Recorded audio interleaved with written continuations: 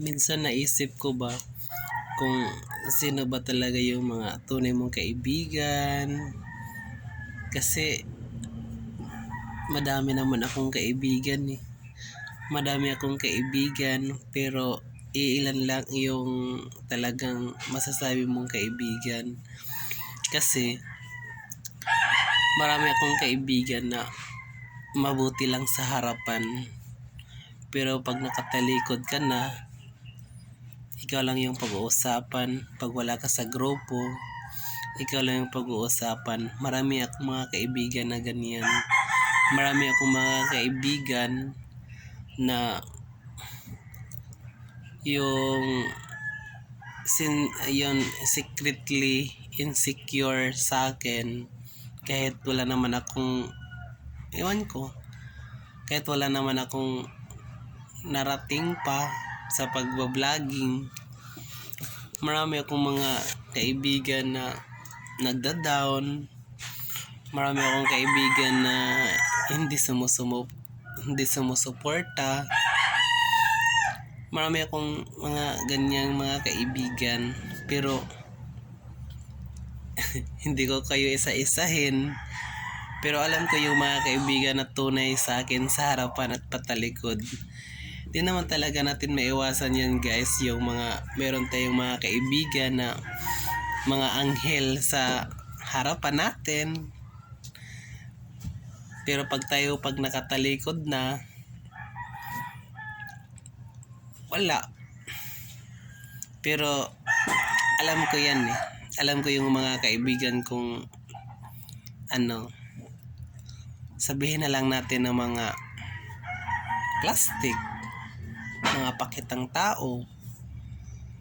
Hindi natin maiwasan yan sa buhay natin. Ako, wala kaibigan akong tao eh. Pero, marunong akong tumingin sa kaibigan kung mabuti ka ba sa harapan ko. Usually yung mga kaibigan ko, sinasayko ko eh. There's a lot of friendship. Halos kalahati siguro ng kaibigan ko or 70% mabait lang sa harapan ko. Sabi nga ni Vice Ganda, alam ko yung mga kaibigan na sarap yakapin kasi walang saksak sa likod. At saka yung mga kaibigan na tumatraidor sa akin patalikod, alam ko rin yan. Sabi nga ni Vice Ganda, chill lang ako. Di natin maiwasan yung mga ganun eh. Kumbaga, pinapakita nila na parang supportive sila sa'yo. Ganun. Pero, in real life, hindi sila suporta sa success niyo. Kumbaga, naiinggit pa yan. Tapos, pag nagbablog ako, kumbaga, never yan silang mag-like. Pero tinitingnan nila yung bawat galaw ng mga video ko. Tapos nang babash. At saka sa lahat po ng nahihinaan dyan ng mga loob sa buhay, huwag ho kayong mawala ng pag-asa. Dahil katulad sa buhay ko, marami akong mga problemang binigay si Lord sa akin. Pero lahat yun nalagpasan ko. Kahit wala akong guide ng mga magulang ko. Kasi never ko naman na-experience ang pagmamahal ng isang magulang eh. Never ko na-experience ang pagmamahal ng isang magulang. Never kong naramdaman na meron akong magulang.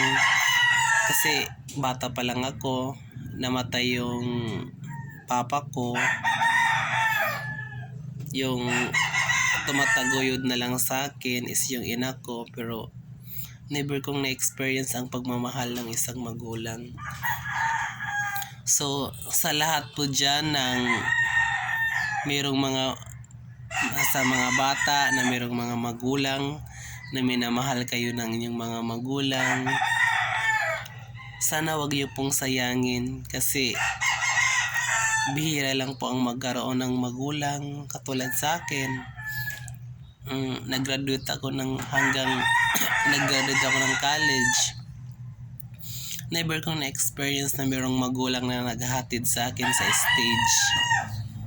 Yung style ko dati, mag-graduate ako ng elementary, nanghihiram lang ako ng mga magulang ng kaibigan ko. Sinasabi ko, pahiram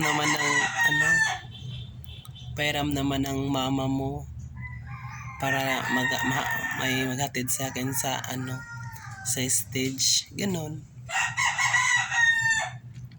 Tinatagan ko yung loob ko kahit parang ako lang, yung ganon. Tapos nung nag-high school ako,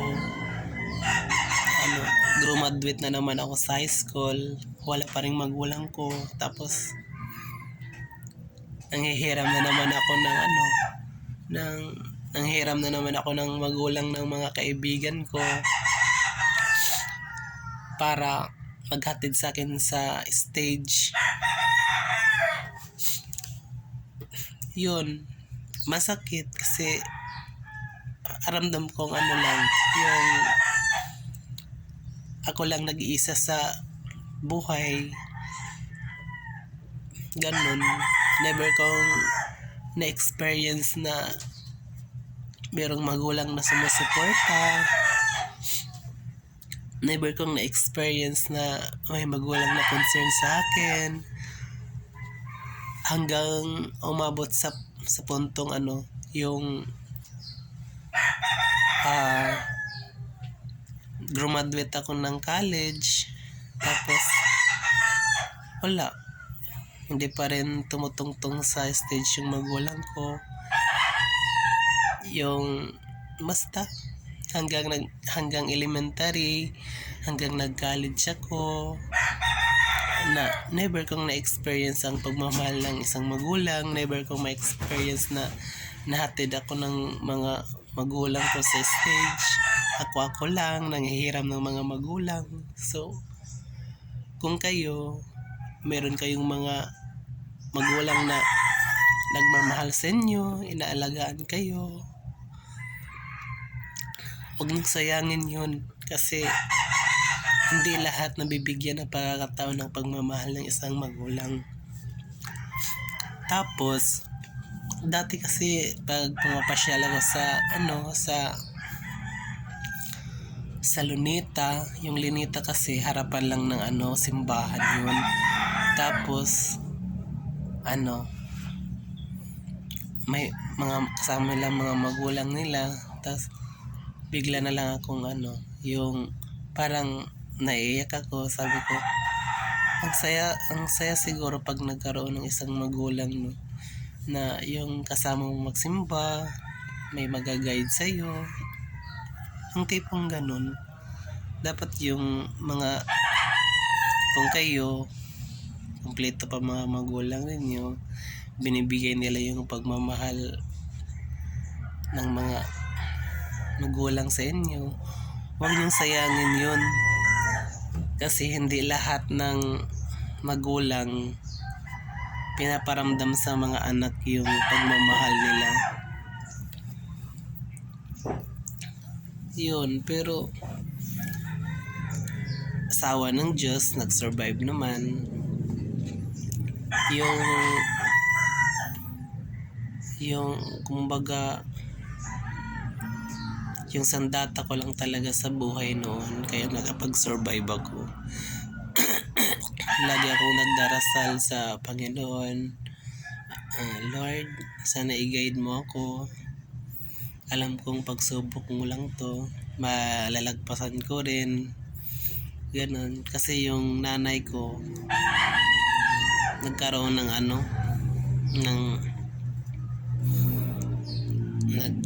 babae.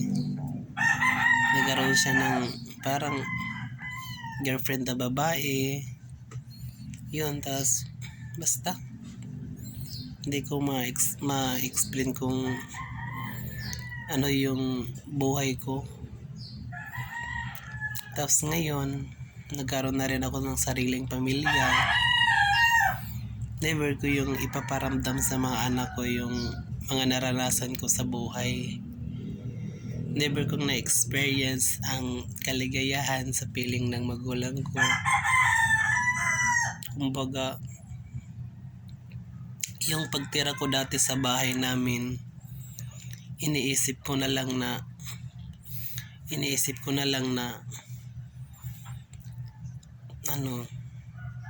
parang student working ako kasi lahat ng gawain sa bahay ako ang gumagawa. Ganon. Tapos may mga panahon na yung mga sabon panglaba tinatago nila sa kwarto nila ng mama ko, pati sa kwarto ng babae. Tsaka yung ulam tinatago din nila. Minsan dati naglalaba ako wala akong sabon na ginagamit sa paglalaba kasi tinatago nila. At tsaka estudyante pa rin ako nun, wala pa akong pangbili. Tapos gusto kong manood ng TV, hindi ako makapanood kasi tinatago din nila yung antena ng TV, pati yung adapter ng TV tinatago din nila. Yun. Tapos pag gusto mong kumain, pwede kang kumain pero wala kang ulam kasi tinatago naman nila yung ulam sa kwarto nila. Tapos yung gusto mong gumala dati, hindi ka makagala-gala basta-basta kasi malayo kami sa city. Yung ganon. Ewan ko ba't ako nag-survive. Siguro na rin dahil na rin sa paniniwala ko sa Diyos na kahit mahirap ang buhay, tuloy pa rin. Ganon. So sa lahat po dyan ng mga nahihirapan sa buhay, huwag niyong kalimutang magdasal at manalangin. Kasi ako nga, for how many years nakapag-survive ako. Iniwan ako ng magulang ko kasi sumama siya sa babae niya. Tapos ako na lang mag-isa sa bahay. So tinataguyod ko yung sarili ko na maghanap ng trabaho. Pag-uwi ko sa bahay, ako na lang mag-isa. Meron akong mga kapatid pero may mga asawa na. So kumbaga nagpapasalamat na rin din ako sa Panginoon dahil never niya akong pinabayaan. Kahit ako lang mag-isa, kahit meron akong mga kaibigan na mga bad influence dati, sinisikap ko talaga mag-survive kahit wala na magulang ko, iniwan ako sa bahay. Hindi ko alam kung anong igagastos ko sa pagkain. Hindi ko alam kung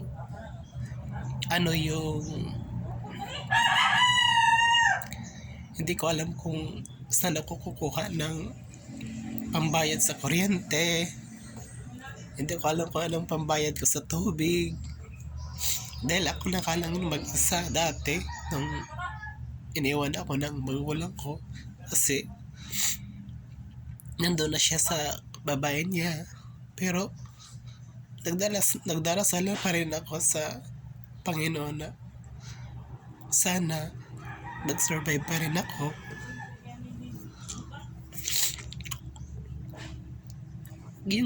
Ganon.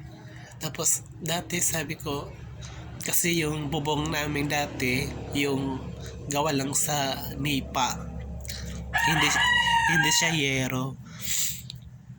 Tapos yun, time to time, kasi yung nipa, ano yun, nabubutas. Tapos sabi ko sa mama ko, hindi pa niya ako iniwan, sabi ko sa mama ko, Nay, palitan mo naman yung bubong ng hinahigaan ko. Kasi may tulo na eh. Hindi na ako makatulog ng maayos. Alam mo ba sabi ng mama ko? Sabi niya, okay lang yun sa mga taong wala namang trabaho. Kasi nag-aaral pa ako noon at that time eh. Okay lang yun kasi wala ka namang trabaho. Okay lang yun. Siyempre, masakit. Dahil hindi ka makatulog, may tulo yung hinihigaan mo. Tapos yung hinihigaan ko butas-butas na yun na banig, butas-butas. Sabi ko na, Nay, palitan mo naman yung higaan ko kasi butas-butas na eh. Alam mo ba kung anong sagot ng mama ko? Sabi niya, okay lang yun. Wala ka namang trabaho. Okay lang yun. Pero yung higaan ng babae nila sa kabilang kwarto, maganda, kutsyon, yung ganun. Ang hirap ng buhay na naranasan ko dati. Yun. Dumating sa point na gusto ko nang mag-give up, pero kailangan kong lumaban sa buhay kasi gusto kong makatapos sa pag-aaral. Dumating na sa point na talagang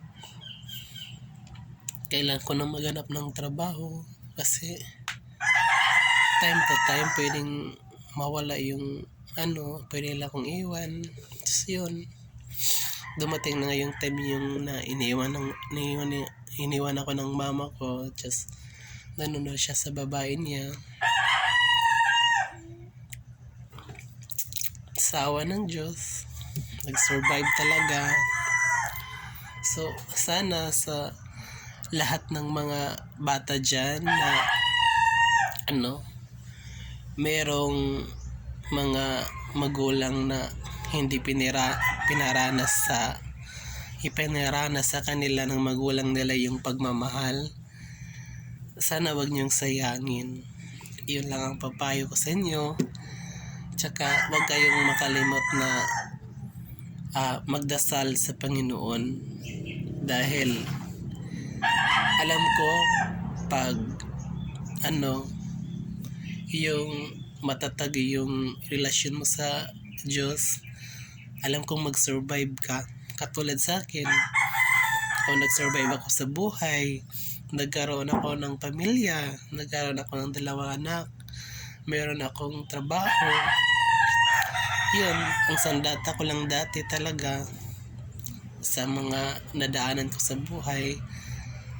Ang sandata ko talaga dati is yung pagdarasal lang. Lagi akong nagdarasal gabi-gabi. Nagdarasal ako na sana hindi mapapagod ba ang Diyos na tulungan ako at i-guide at hindi ako mapariwara sa buhay. Yun, dasal talaga yung kinakapitan ko sa panahon ng mga failure. Yung failure naman talaga is parte ng buhay natin. Failure, parte yan ng buhay natin. Kasi hindi naman tayo makarating sa paroroonan natin kung hindi tayo nag-failure. So, ayun. Huwag kayong mawala ng pag-asa sa buhay. Ang lahat ay may hangganan din. Hindi naman lahat lagi talunan ka. Yun. Yung mga na-experience ko sa buhay, yung never kong naramdaman ang pagmamahal ng isang magulang. Never kong naramdaman na meron akong magulang na nandyan lagi, nag-guide. Never kong na-experience lahat yan. Yung para sa akin, parang Ako na lang. Ako na lang na tira sa ano, sa buhay ko. Ako lang mag-isa. Yun. Pero sa awa naman ng Diyos, until now, buhay pa rin. So, wag kayong mawala ng pag-asa. Kapit lang kayo sa Diyos. Magdasal. Yung, kung magdadasal kayo, yung galing sa puso ninyo ang pagdarasal, asahan nyo kahit anong mga problema na dumating sa buhay ninyo, kung anong mga challenge na ibibigay si Lord sa iyo, dapat kang magpakatatag. Kasi ano lang, makapag-survive ka rin, 'di ba? Pag mayroong unos, mayroong bagyo, after nun, parang meron kang ano, 'di ba? After bagyo, so kinabukasan, malinaw na yung panahon. Ganun na lang. Mabigat sa akin, sa experience ko, napakabigat. Hindi ko naman masabi lahat kung anong talaga yung mga na-experience ko sa buhay. Siguro tatagan lang ng loob, yun. At saka tiwala sa Panginoon.